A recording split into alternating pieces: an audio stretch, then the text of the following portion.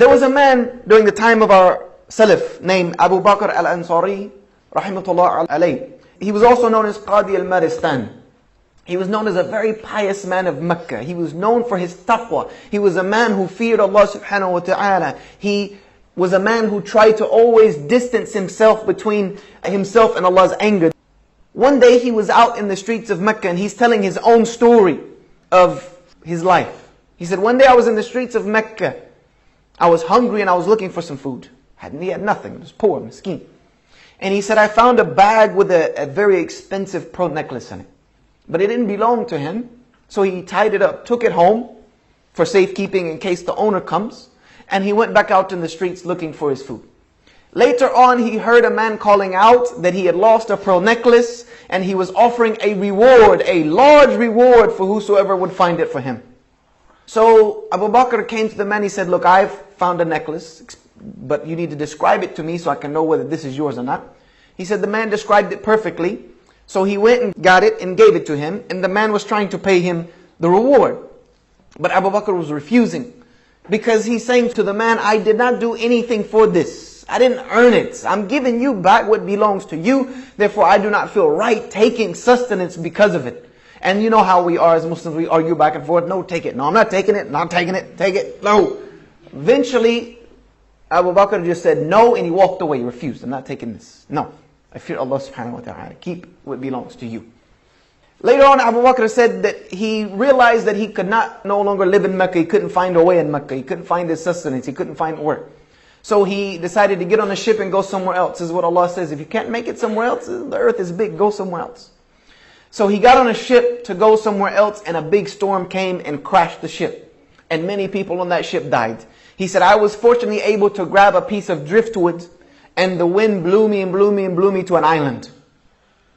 And when he got to that island, he looked for the people. He couldn't find them, so he saw that there was a masjid. He went and he sat down and began to recite the Qur'an. And his qira'ah was known to be very beautiful. And the people of this island started to hear this beautiful, melodious recitation of Qur'an. They went to see who it was, and they found Abu Bakr in the masjid reciting. And they said to him, you know how to recite the Qur'an beautifully. Will you teach us and our children how to do this, and we will pay you and give you a place to live? He agreed, and they started to pay him. He had a home, and he did this for a while. And then one day, he was sitting in the masjid reading some of the pages of the Qur'an that they had laying around in the masjid. And they asked him, you know how to read and write? He said, yes, I know how to read and write. None of them knew how to read and write. They said, teach us and our children how to read and write, and we will increase your salary and pay you even more. So they began to increase his salary, pay him even more, and he stayed with them for a while.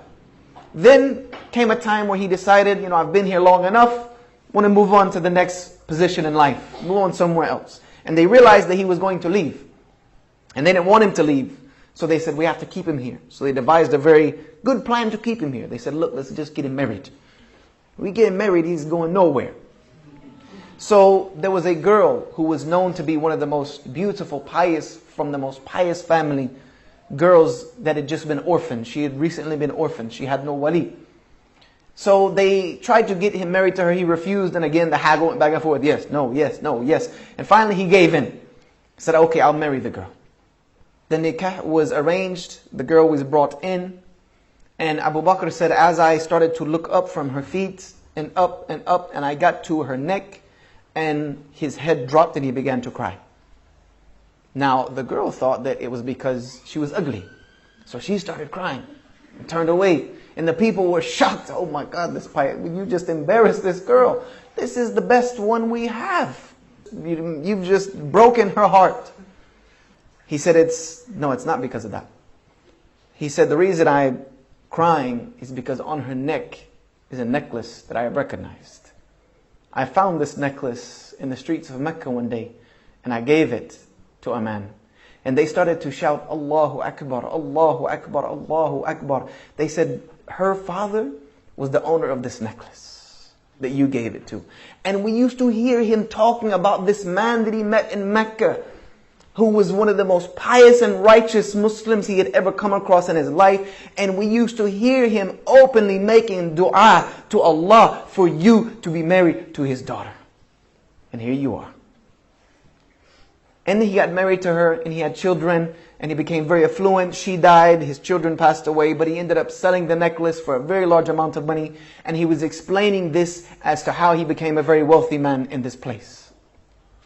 You see, when Abu Bakr al-Ansari was being tossed about on that driftwood in the ocean, I'm sure he couldn't understand the plan of Allah. He didn't realize what was happening. Little did he know that even though he had a plan, Allah also had another plan to answer that father's dua. And Abu Bakr was doing nothing but being led towards that destination by Allah subhanahu wa ta'ala. So Abu Bakr had a plan and Allah had a plan. And maybe Abu Bakr didn't see it, but it came to be just the way it was meant to be. You see, that's how life is sometimes. Sometimes it doesn't look like it's going right, but Allah subhanahu wa ta'ala has a plan.